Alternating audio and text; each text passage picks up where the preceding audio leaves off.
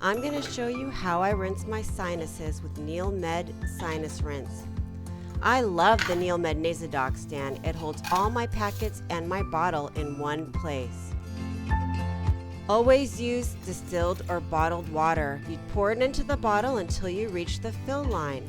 I like to microwave my water for about 28 seconds so it's more comfortable when I use it.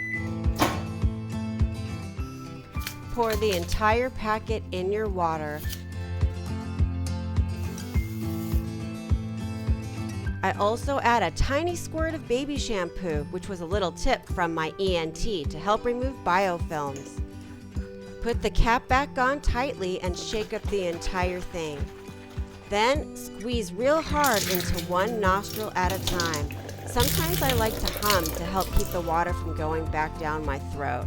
Then I tilt my head to each side so the water comes out and give my nose a little blow. When you're done, you're going to want to rinse the bottles with a little baby shampoo to clean it.